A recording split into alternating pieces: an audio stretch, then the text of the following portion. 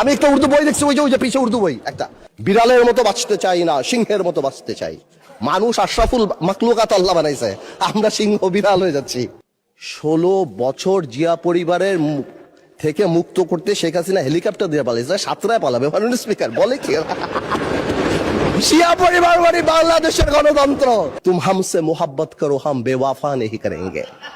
না না মানে বলে বলি উর্দুতে বললাম যাতে বুঝতে সুবিধা হয়। উর্দু বই দেখছি একটা, আমি একটা উর্দু বই দেখছি, ওই যে পিছে উর্দু বই একটা। আর আপনাদের সাথে কমিউনিকেট করতে, এনিওয়েজ আমি আপনাকে কল করি, will talk about it later. আচ্ছা, এখানে বসে স্পেশালি আমাদের বিরোধী নেতা শফিকুর রহমান সাহেব এত সুন্দর কথা বলেন, অর্ধেকটা একদিকে ফ্যানই হয়ে গেছে ওনার কথার। উনি এত সুন্দর করে বলেন, আসুন না, কেন না আমরা এটা করতে পারি না, কেন না আমরা এটা করতে পারি না। মাননীয় স্পিকার, বিএনপি ফ্যাসিবাদীর রাস্তা ধরে হাঁটা শুরু করছে শফিকুর রহমান। বিড়ালের মতো বাঁচতে চাই না, সিংহের মতো বাঁচতে চাই। মানুষ আশরাফুল মাখলুকাত আল্লাহ বানাইছে, আমরা সিংহ বিড়াল হয়ে যাচ্ছি। সংস্কার পিছিয়ে গেল, অভ্যুত্থানের প্রস্তুতি হবে। জিয়া পরিবার থেকে মানুষকে মুক্ত করার ঘোষণা। 16 বছর জিয়া পরিবারের থেকে মুক্ত করতে শেখ হাসিনা হেলিকপ্টার দিয়ে পালাইছে, সাতরায় পালাবে মাননীয় স্পিকার বলে কি?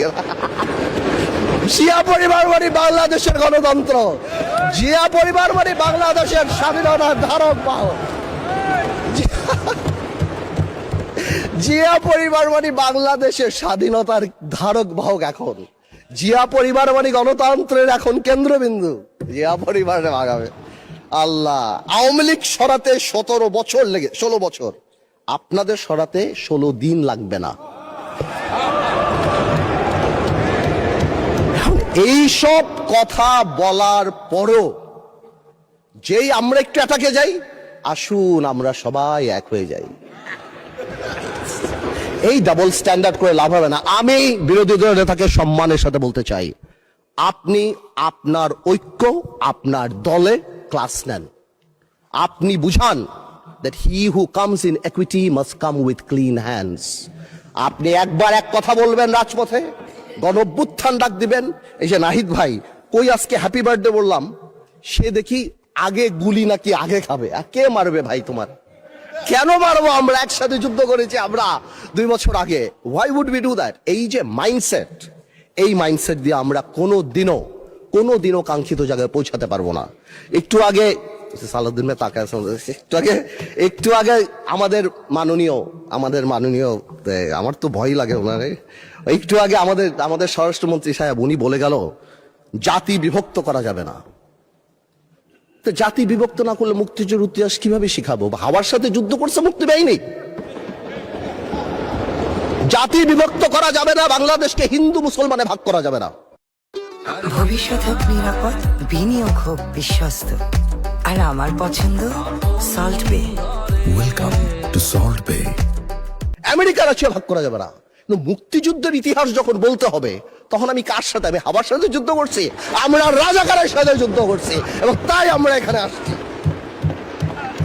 আল্লাহ, আজকে তো শেষ। এইবার বলতে চাই, এই তো অনেক কথাটা তো বললাম, আমি মনে করি এখন আমরা এটাকে চেঞ্জ করবো কিভাবে? How Time is extended for another 8 minutes for you. আমি আর আপনি কলিগ মাননীয় স্পিকার, একসাথে পড়াইছি, একসাথে কত কফি খাওয়াইছি আপনারে, এই জন্যই তো 8 মিনিট দিলাম extra. Anyways, thank you, much obliged. First, we need to change the political culture. We have seen that our honorable Prime Minister started that. Political gesture change করতে হবে। আপনাদের বাড়ি গিয়েছেন, আপনারাও করেছেন, নাহিদ সাহেবের বাড়ি গিয়েছেন। এটা রুট লেভেলে নিয়ে যেতে হবে। আমাদের গ্রামাঞ্চলে যেখানেই আমরা যাই, সেখানে এই পলিটিক্যাল কালচার নিয়ে যেতে হবে। Second, foundation of politics. জেনারেশনকে আমরা যে যার মতো ইতিহাস শিখিয়েছি, এই একটা জায়গায় আমাদের আসতে হবে। আমাদের সরোয়ার্দী সাহেব থেকে আরম্ভ করে, ভাসানী সাহেব থেকে আরম্ভ করে, শেরেবাংলা একে ফুলজক সাহেব থেকে আরম্ভ করে, বীর শ্রেষ্ঠ যেটা আমরা অলরেডি দেখতে পাচ্ছি, and thanks to the prime minister, because আমরা সব জায়গায় দেখতে পাচ্ছি, এই রেকগনিশনগুলি জেনুইনলি সামনের দিকে নিয়ে যেতে হবে। আনফর্চুনেটলি আজকে আমরা আমাদের ইয়াং জেনারেশনরা আপনি জিজ্ঞেস করেন কয়জন 7টা বীরশ্রেষ্ঠর নাম জানে, অথচ অনেক আনইম্পর্টেন্ট লোকদের নাম জানে, অনেক আনইম্পর্টেন্ট সেলিব্রিটিদের নাম জানে। তাদেরকে রিয়েলাইজ করতে হবে এই সব লোকেরা সেলিব্রিটি না, দেশের জন্য যারা জীবন দিয়েছে they are the true celebrity of the country. এবং ফাউন্ডেশন অফ পলিটিক্স মানে যখন আমরা 71 নিয়ে কথা বলবো, এটা তো খুবই ইম্পর্টেন্ট, যেটা আমি কারেক্টলি বললাম যে 71-এর ইতিহাস যেমন জানতে হবে এবং 71-কে জেনারেলাইজ করা যাবে না। Of course we respect 1947, of course we respect 1952, but 1971 is different. 52 আমাদের অর্জন, 71 আমাদের অর্জন, আমাদের আবেগ, আমাদের গৌরব, আমাদের অস্তিত্ব। এটার সাথে কারোই করা যাবে না। I am sorry to say 71 যখনই আসবে তখন আমার ভাইদের সেই সময়কার ভূমিকার কথা আসবে। and unfortunately they have to live with this stigma rest of the life. এটাকে আপনি সরাতে পারবেন না। এটা মনে আছে আমার, বেসি হ্যাডক নামে কি একজন ছিল আপনার, উনি 1936-এ মনে হয় চার্চিলকে বলেছিল, চার্চিল একটু ড্রাঙ্ক ছিল আর কি, বলেছিল ইউ আর ড্রাঙ্ক পার্লামেন্টে। চার্চিল ঘুরে বলেছিল I am drunk, tomorrow I can be sober, but you are ugly and you shall remain ugly. তো আমরা মাঝে মাঝে লাইন ক্রস করি, কালকে হয়তো ভালো হয়ে যাব, কিন্তু আপনারা যা ছিলেন তা থাকবেন, তাই থাকবেন। এটা বাস্তব, এটাকে মেনে নেয়াই ভালো। 47, 52 আর 71 এক না, প্রত্যেকটারই বিউটি আলাদা।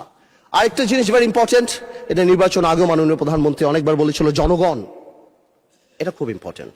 We have realise this time যে আমাদের কর্মী কত এক একটা এলাকায় 10,000, 15,000, 20,000, কিন্তু জনগণ 4 lakh, 4.5 lakh vote. Something is wrong, half of the people are not voting, something is wrong, we couldn't connect, আমরা তাদের আনতে পারছি না। সুতরাং আমি মনে করি আগামীতে আমাদের সবারই জনগণ ভিত্তিক সংগঠন করা উচিত। প্রত্যেকটা ইউনিয়ন থেকে ইউনিয়নের অ্যাডভাইজরি কমিটি করে তাদের আমাদের প্রত্যক্ষ রাজনীতির সাথে আনা উচিত।